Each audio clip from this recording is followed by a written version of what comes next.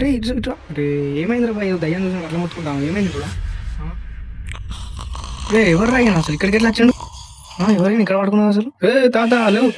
తాత ఇడింది పడుకున్నావు తాత ఇల్లేదా నీకు గిడన్నావు ఎవరైనా ఏదో చేయరా రే ప్లీజ్ నేను ఇక్కడికి వచ్చేలా చేసిందే వేరు ఇప్పుడు నన్ను ఎందుకు వచ్చారని అడుగుతారు ఎవరా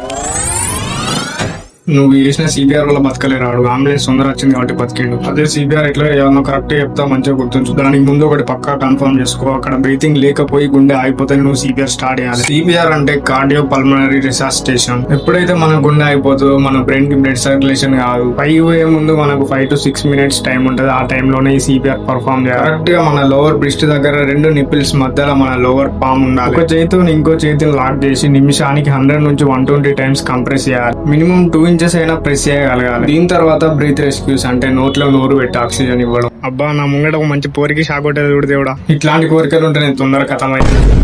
నేను మనసులో అనుకుని ముసలోనికి ఎట్లా వాడతాను ఇంత జాగ్రత్త ఉండాలి అయితే ఫ్లాట్ గా నేలపైన పడుకొని ఉంటాడు కాబట్టి ఒక చేతితోనే తన తలని వెనక్కి లాగి అట్లనే తన నోస్ క్లోజ్ చేసి ఇంకో చేతితోనే తన నోరుని ఓపెన్ చేసి ఇప్పుడు గట్టిగా ఇన్హేల్ చేసి ఇంకా తన లోపలికి బ్రీత్ ఇచ్చేయాలి 2 breaths అట్లనే 30 compressions ఇస్తూ ఉండాలి ఇదే సైకిల్ ని ఫాలో అవుతా ఉండాలి మనకి హెల్ప్ వచ్చేదాకా లేదంటే ఆ పర్సన్ లేచేదాకా ఇదే ఇటు నేను ముసలోడు ఈయన వాళ్ళ ఈరోజు సిపిఆర్ ఎట్లా వేసుడు నేర్చుకున్నా ఉన్నా గ్రాడ్యుయేషన్ కూడా అయిపోవడం దగ్గరికి వస్తాను కానీ ఇంతవరకు అయితే ఎక్కడ చూడలేరు అసలు అయితే కరెక్ట్ అర్థమైంది మామ ఈసారి మళ్ళీ నీకు షాక్ కొడితే మాత్రం ఈసారి మంచిగా అవుతారు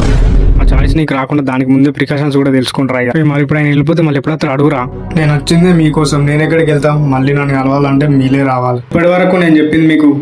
అర్థమైంది అనుకుంటా